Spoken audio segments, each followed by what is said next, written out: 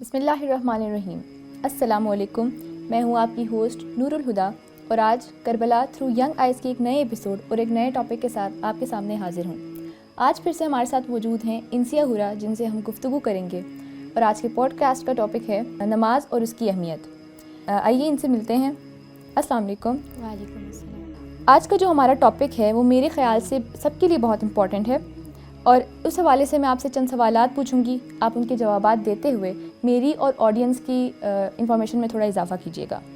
تو سب سے پہلے میں آپ سے پوچھنا چاہوں گی کہ نماز ہے کیا اور اس کی اہمیت کیا ہے ہماری ڈیلی لائف میں؟ نماز ہے کیا، کس کے سامنے کھڑے ہوئے ہیں، کر کیا رہے ہیں، آئیے مولا سے پوچھتے ہیں۔ مولا نے فرمایا، جو کچھ بھی میں نے کچھ نہیں دیکھا اس کے سوا، جو کچھ اس کے ساتھ ہے، اس سے پہلے ہے اور اس کے بعد ہے، صرف تجھے ہی پایا۔ لوگوں نے کہا، مولا کیا آپ نے خدا کو دیکھا ہے؟ مولا نے کہا، میں اس کی عبادت کر ہی نہیں سکتا جسے میں نے دیکھا نہ ہو۔ یہ آنکھیں نہیں دیکھ رہی لیکن میرا دل دیکھ رہا ہے۔ اور اگر آپ کی نماز قبول ہے تو آپ کا ہر عمل قبول ہے، اور اگر آپ کی نماز ترک ہو گئی تو آپ کا ہر عمل ترک ہو گیا۔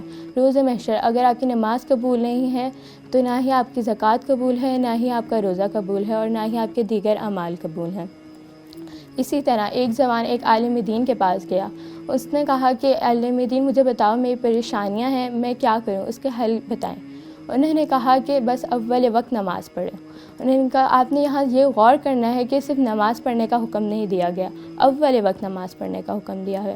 اسی طرح ایک جوان کا واقعہ ہے کہ ایک عالم دین بتاتے ہیں کہ میں ایک جوان کے ساتھ سفر کر رہا تھا۔ میں مشہد مقدس کی طرف جا رہا تھا، بس میں ٹریول کر رہا تھا، اور میرے ساتھ ایک جوان بہت اسٹائلش سا تھا، اس کے کپڑوں سے پتہ لگ رہا تھا۔ لیکن جیسے ہی نماز کا وقت قریب آیا، وہ نماز پڑھنے گیا، اور اس نے مجھے کہا کہ میں اول وقت نماز پڑھنے جا رہا ہوں۔ وہ عالم دین کہتے ہیں، میں ایک سوچ میں پڑ گیا کہ یہ نماز بھی پڑھتا ہوگا اور یہ اول وقت نماز پڑھ رہا ہے۔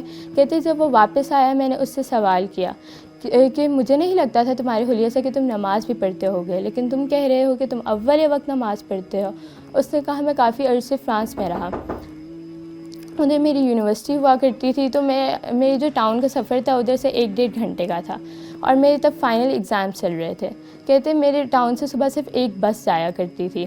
میں اس بس میں جا رہا تھا کہ کچھ دیر بعد وہ بس خراب ہو گئی، سارے پیسنجرس روڈ پہ آ گئے، اور ہم گاڑی کو دیکھنے گئے کہ کوئی اور گاڑی جا رہی ہوگی تو ہم اس کے ساتھ چلے جائیں، لیکن دیکھا کہ کوئی گاڑی نہیں جا رہی تھی، اور ڈرائیور اپنی بس ٹھیک کرنے میں لگا رہا۔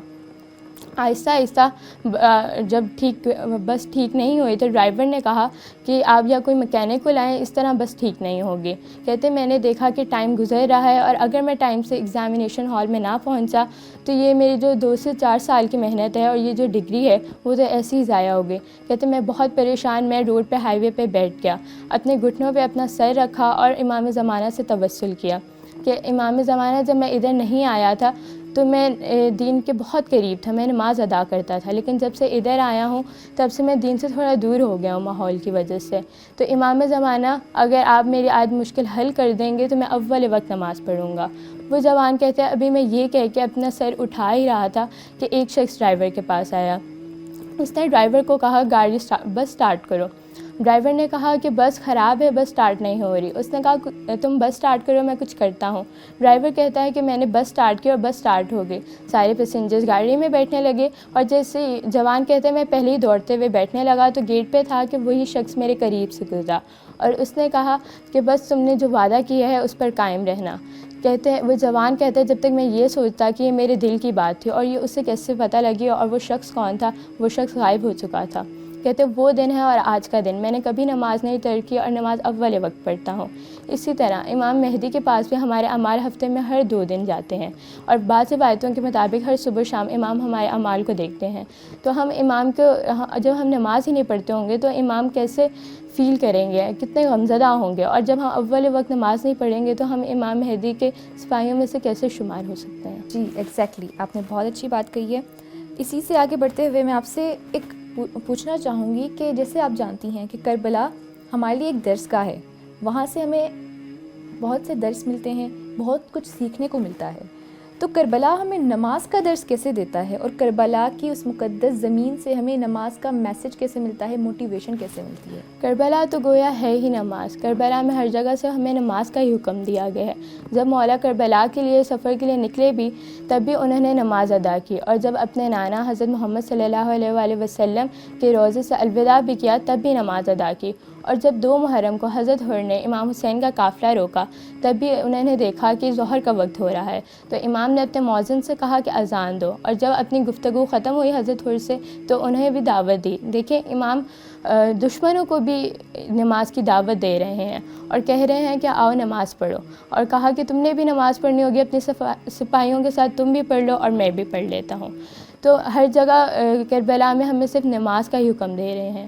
اسی طرح 9 محرم کو جب امام نے دیکھا کہ لشکر یزید آگے بڑھ رہا ہے اور جنگ کے آغاز شروع کرنے لگا ہے، جنگ آغاز کرنا چاہ رہا ہے، تو مولا نے تب بھی مولا عباس کو بھیج کے یہی کہا کہ ان سے 1 رات کی مہلت لے لیں، ان سے کہیں کہ ہمیں 1 رات دے دیں، ہم عبادت اور نماز پڑھنا چاہتے ہیں.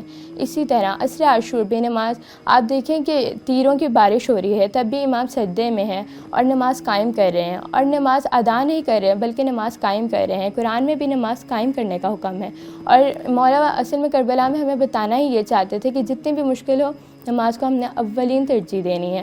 ہماری اس سے زیادہ کیا ہی مشکل ہوگی کہ تیروں کی بارش ہو رہی ہے، لیکن تب بھی امام ہمیں نماز کا ہی حکم دے رہے ہیں. ایگزیکٹلی.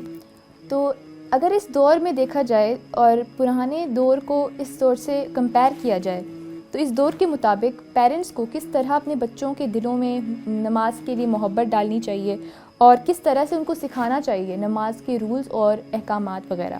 آج کل کے پیرنٹس اپنے بچوں کو صرف فارمیلٹی کے طور پہ نماز پڑھواتے ہیں، بس بچوں کو حکم دیتے ہیں کہ آپ نماز پڑھیں، اور بچے سے ماں باپ کا کہنا ماننے کی وجہ سے نماز پڑھتے ہیں.